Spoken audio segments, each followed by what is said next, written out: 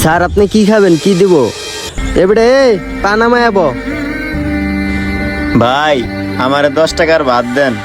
এই বেড়ে এই ক্যাশিয়ারে জানাইছস 10 টাকার ভাতের জন্য যে আসছস? ভাই আমি যদি ক্যাশিয়ারে বলি যে আমারে 10 টাকার ভাত দিতে, তাহলে তো ক্যাশিয়ার আমার মারবে। আপনি আমারে কয়টা ভাত দেন ভাই। তোর কি মনে হয় আমি তোরে আদর করমু? থাপড়ায় বেড়া কান্টন গরম বানাইলাম বাইরা। এটা কি তোর ঘর পাইছস? এটা রেস্টুরেন্ট দেখছস? আমার ড্রেস আপ দেখছস? তোকে ভালোই ভালোই বলতাছি, রেস্টুরেন্ট থেকে এখন বের হ। ভাই আমি তো আপনাদের কাস্টমার, আর সব থেকে বড় কথা হলো আমার কাছে এই 10 টাকাই আছে, এই 10 টাকার বেশি কোনো টাকা নেই। আর আমার আম্মা খুব অসুস্থ, এই জন্য আমার আম্মার জন্য 10 টাকার ভাত নিতে আসছি। এই বেটা এই, তোকে কে বলছে 10 টাকার ভাতের জন্য এখানে আসতে?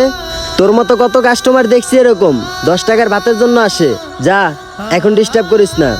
পকেটে টাকা নেই, আসছে 10 টাকার ভাতের জন্য। যা, রেস্টুরেন্ট থেকে বের হ।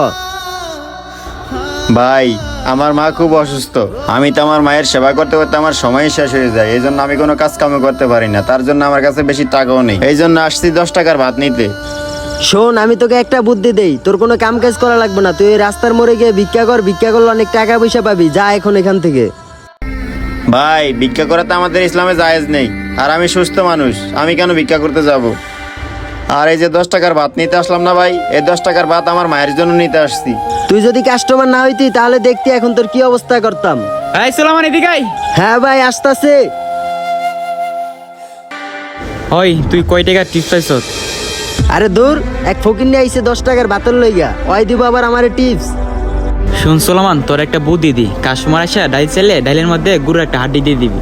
আবার যদি সবজি চা, সবজির মধ্যে মাছ ঢুকাই দিবি। তাহলে দেখবি তোরে বেশি বেশি টিপস দিব। ঠিক আছে ভাই, আপনি আমারে ভালো একটা বুদ্ধি দিছেন।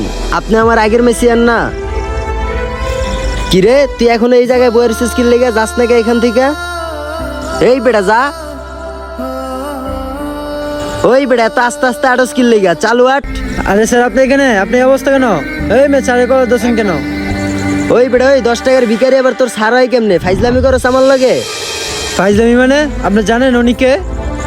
ওই বেটা ওই কে, ও কে? হ্যাঁ আরে ভাই, আপনার স্যারকে যে রেস্টুরেন্ট থেকে বার করে দিতেছেন, এই রেস্টুরেন্টই হলো স্যারের। আস্তাগফিরুল্লাহ, তোবা তোবা। স্যার স্যার আমার ভুল হয়ে গেছে, আপনি আমারে মাফ করে দেন। সত্যি আমি বুঝতে পারি নাই স্যার। এই তাহলে কি তোমরা কাস্টমারদের সাথে এরকম করো? স্যার আমি বুঝতে পারি নাই আপনি যে আমাদের এই রেস্টুরেন্টের মালিক। আরে আজকে আমি যদি এই ছদ্মবেশে না আসতাম তাহলে তো তোমাকে আমি ধরতেই পারতাম না। আর আজকে যদি আমার জায়গায় কোনো গরিব অসহায় মানুষ থাকতো, তাহলে তো তুমি তার সাথেই কাজটাই করতা। স্যার আমি হাত জোর করে ক্ষমা চাইতাছি, আপনি আমাকে মাফ করে দেন। মানুষ মাত্রই তো ভুল।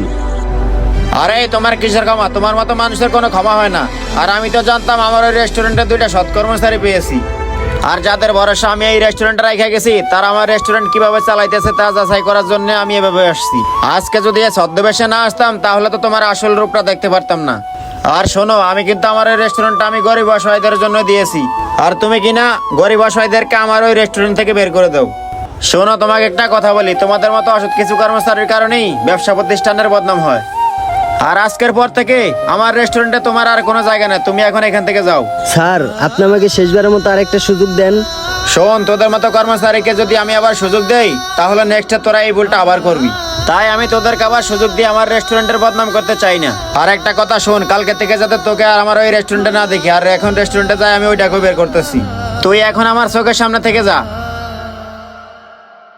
সকল রেস্টুরেন্টের এবং ব্যবসা প্রতিষ্ঠানের মালিকদের একটা কথা না বললেই নয়, আপনারা যে ম্যানেজার বা দোকানের কর্মচারীর উপর দায়িত্ব দিয়ে রাখেন, কখনো কি যাচাই করে দেখেছেন আপনার দেয়া দায়িত্ব তারা সঠিকভাবে পালন করতেছে কিনা? তাই আপনাদেরকে বলতে চাই, যাদেরকে দায়িত্ব দিবেন তাদেরকে একটু যাচাই করে নেবেন।